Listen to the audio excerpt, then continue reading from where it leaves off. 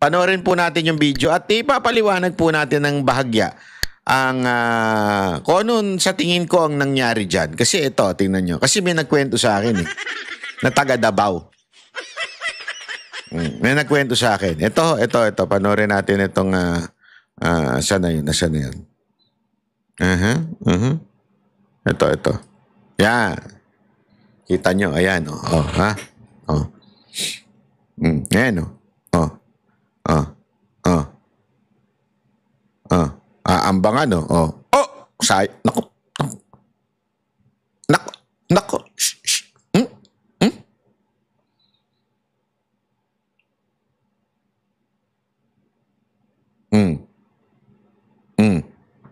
Ayan, walang sound. Una sa lahat to mga kababayan, gusto ko lamang pong anuhin. Ito, habang pinapanood natin yan, una-una, magtataka ka dito. One, bakit walang sound? Okay? Pangalawa, putol ho yung video. Ibig sabihin, hindi natin alam kung bakit nagalit si Pulong. Ha? Kung meron mang sigurong maling ginawa si Pulong dyan, ay bakit di niya bakit di natutulong? Sorry, mali. Mali! Bakit niya inambangan? Parang gano'n, di ba? Yun ang sinasabi ng iba. Kasi ganito yan Ito, mga kababayan. Ang istorya, sabi eto daw lalaki, yung mataba, sabi, bugaw daw yan. Pero pag babasahin mo doon sa mga ibang nag-post, businessman yan. Okay? Businessman daw yan. Pero yung iba naman, sinasabi, meron daw binugaw itong mga babae kay Pulong. Okay? Yun ang sinasabi, yun ang akusasyon. Binugaw daw kay Pulong tas hindi binayaran, parang something like that. Okay? Ngayon, kung titignan mo yung kwento na yon, ay pwedeng pumasok sa video. Anong ibig ko lang sabihin? Simple lang. Ito yung video.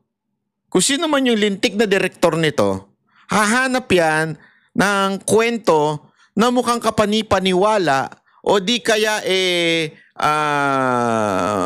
pwedeng sumute doon sa video. Nagigets nyo? Kasi kung talagang totoo yan, mantakin mo.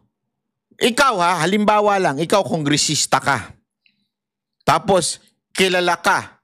February daw nangyari ito. Alam mo na target ang mga Duterte. Alam mong target kayo ng gobyerno ni Marcos. Alam mo yung kapatid mo pinag-iinitan. Gagawin mo ba ito? Kukuha ka pa ng bugaw? Kukuha ka pa ng nyok-nyok? Hindi. Nagagets mo? Bakit ka kukuha ng nyok-nyok? Tapos ganyang kabulgar, gagawin mo sa bar. Di ba? I mean, sorry pero ikaw ay hindi naman simpleng tao. Ikaw ay anak ng dating presidente. Ikaw ay meron kang katungkulan at alam mo na hinahanapan kayo ng butas ng gobyernong ito. Tapos, magtatawag ka ng nyok-nyok doon sa bar. Hindi. Isipin nyo na mabuti Bakit hindi ka na lang magtago? I mean, siguro naman, meron ka mga alalay. Pwede kang sa hotel ka na lang. Pa-show up ka na lang. Pa-show up ka na lang ng mga pokpok. Hindi, di ba? I mean, prominente ka, anak ka ng dating presidente. Tapos, alam mong delegates kayo ngayong mga Duterte. Gagawin mo isang kataranta doon sa isang bulgar na lugar? Sa isang publikong lugar? Di ba? I mean, ganun ba katanga ito si Pulong para gawin yun? Tapos hindi ba niya alam na may CCTV sa bar na yan? Dito guys, napakaganda ng punto rito ni Banat Bay Kasi yan nga yung pinakakalat nila ngayon na sinasabi nga raw na itong si Pulong Duterte, kumuha nga daw ng babae, tapos hindi raw nagkasundo sa presyo dahil lang pinipresyo daw, di umano, nitong bugaw na sinasabi nila rito, 13,000 daw. Pero ang binayad lang daw ay 1,000. Tapos hindi raw naka-score si Pulong Duterte. Unang-unang punto, ang ganda na sinabi ni Banat Bay.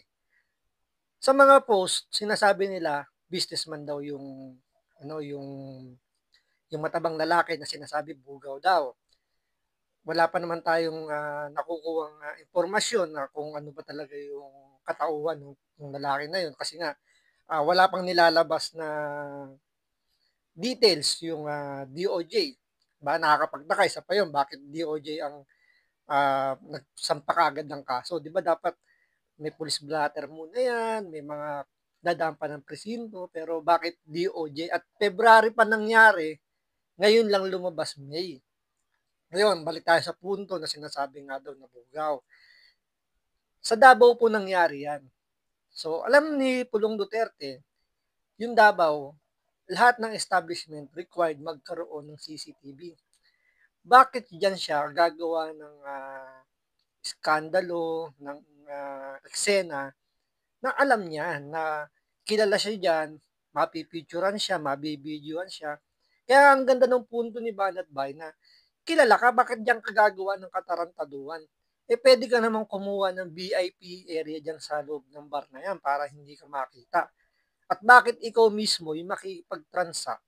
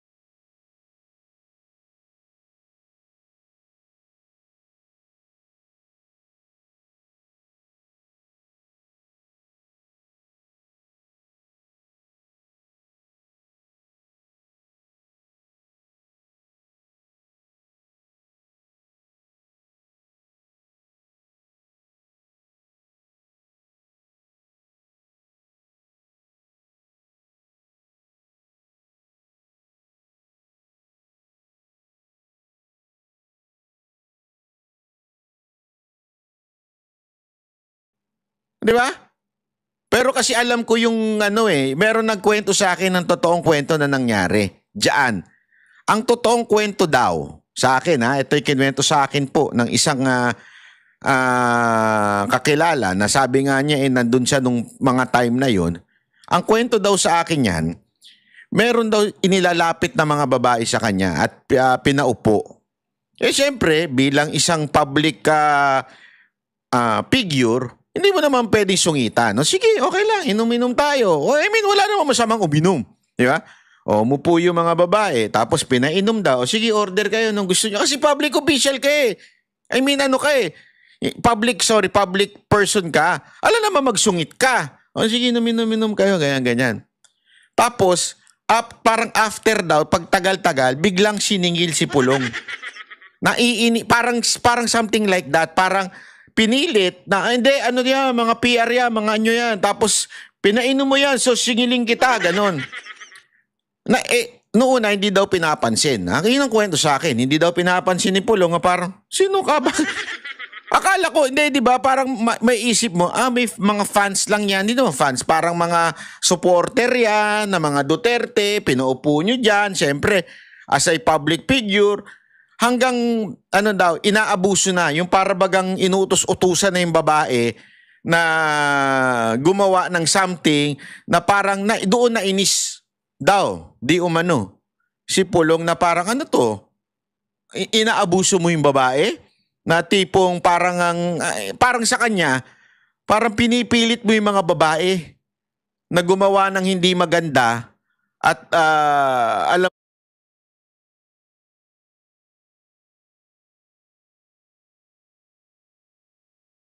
nangyari. yung magtrabaho, Okay.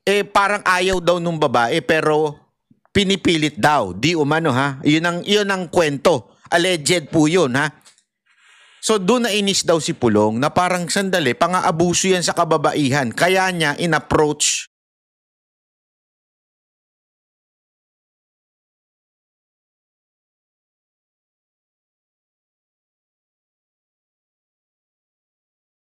yung tao. Yun ang kwento. Sabi ko nga, oo nga no. Tapos may video. Sabi ko, baka. Ang haka-haka, para bagang ginawang trap yan. Mag-iskandalo.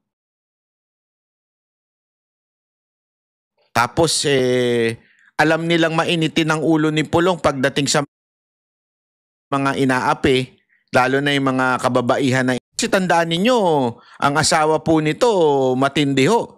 Hindi, walang biro. Alam ko ang alam ko po pagka, di ko alam. Correct me if I'm wrong, pero alam ko ang asawa nito Muslim eh. So yung respeto sa mga kababaihan, napakatindi ho daw ni Pulong. So ibig pong sabihin, nung nakikita niya para bagang dinidisrespect na yung mga babae, pinipilit na sa isang bagay na hindi tama, doon na inis si Pulong. Nag-init ang ulo. So kung meron mang siguro, kung meron mang pagkakamali, siguro yung pag-init niya ng ulo. Pero sa akin po kasi, kung ako din ho yan, yung babastusin nyo yung babae, hindi, ito walang biro ito Ako, inis na inis pa naman ako sa mga ganyan yung mga minamata mga kababaihan. Baka ako din mag-init ng ulo. Baka sapukin ko pa nga right din. Hindi, kung ako yun and ako sana, siyempre, I would pray that I would have patience at that very, very moment. Pero hindi ko masisi si Pulong eh. Kung iinit kasi public official ka eh. Tapos isasaksak sa'yo yung babae kesyo pipilitin mo sa harapan ko. Di ba? Sa harapan ko pa, pipilitin mo yung babae na magtrabaho para sa akin? Doon daw nagalit si Pulong. Kaya ganyan ang kanyang reaction na parang inaano niya. Sabi ko nga naman, hindi natin. Kaya nga sabi ko sa inyo, Guys, di ba? May kwentong ibang lumalabas na pwedeng totoo yung sinasabi ni Banat Bay. Kasi nga naman, kung ganun yung itatrato, talagang as public official, pinoprotektahan mo yung constituent mo, ganyan talaga yung mangyayari. Ikaw ba naman pilitin na kumuha ka ng babae? At the same time, siyempre alam niyo naman sa bar, kapag umo-order, di ba, iba yung presyo ng ladies drink. Alam naman ninyo yan, sigurado. So, siguro doon, wala namang problema doon sa mga ininom, ng mga inirereto sa kanya. Pero siguro, at that time, hindi niya alam na ganun yung purpose kaya pinakukuha ng ladies drink. Pero yung ipilit kasi na kumuha siya, at yun ang pinalalabas ngayon ng mga kalaban ng mga Duterte, especially dyan sa Davao, yung ibang nagpapakalat na bugaw nga daw yung lalaki. Yun nga na hindi nga raw kaya raw hindi nagalit si Pulong dahil iba yung presyong ibinibigay sa kanya, napakamahal daw. Pero yun nga, sabi nga ni Banat Bay sa kwento nga niya, yung pag-disrespect na kahit sino namang government official, lalo na kung talagang seryoso ka na nanunungkulan, talagang iinit at ang ulo mo, talagang baka masapok. Kahit naman din ako, hindi ko masisisi si Pulong Duterte kung talagang ang puso niya ay tumulong at kumbaga ayaw niya ng may inaapi. So mangyayari talaga yan. We do not know. But this is for sure. Etong ganitong video doesn't prove anything, di ba? Na masasabi mong, kasi ang pinalalabas nila, ako ito observe this. Una, late, bakit niya ilan lumabas yan? During the campaign. Pangalawa, tugman-tugma doon sa Oplan Horus. Yeah? Tandaan ninyo, lumabas yung Oplan Horus bago yan. Pangatlo, aside from that, very masyadong yung style na ganito, yung bigla na lang may mga ganyan lalabas, halatang may dinadivert na issue. Di ba? Meron pong iniiwasang issue. Ano kaya yun? Yung kaya yung gold, di umano na nilolonder daw dyan sa Hong Kong? Iyang kaya yun? Magtataka ka di ba? Sabi nga, actually meron ako nabasang statement. Hindi ko sure kung yun ba yung sagot ni Pulong. Meron ako nakita sandali. Hindi ko na, wait chotomate ko dasay. Chotomate ha? Wait. Meron ako nakita na tungkol sa sagot ni Pulong. Hindi ko lang alam kung ito po ba ay latest, pero kasi nakalagay doon na May 2. Lumabas po yung itong statement na po ito. Wait lang medyo yan. Ay, wala. Andali. Basta parang sinasabi niya na wala nang bago sa mga ganyan. Desperate, parang ako ito lang makikita ko diyan. Parang desperate move na ho ito. Di ba? So actually napanood ko na po yung sinabi doon ni Pulong Duterte at yun nga pinapa-authenticate niya yung video kasi nga may mga lumalabas na video na walang sounds, merong sounds.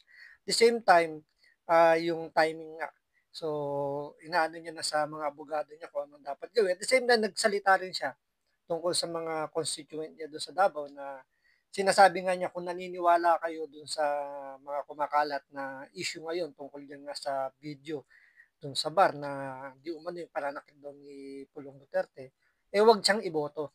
Yun po yung pinakasaad nung video na nakuha o napanood natin na hiningan nga siya ng reaksyon tungkol nga sa kumakalat na video niyan. Yun nga, ang sabi ni Pulong Duterte, ibibigay niya na sa mga Dabawenyo yung kanyang kandidatura. Kung siya pa iboboto, hindi, tatanggapin niya kung yun ang paniniwala ng mga nakakarami doon sa Davao. So, maraming salamat sa panonood. Ingat po kayo lagi. God bless.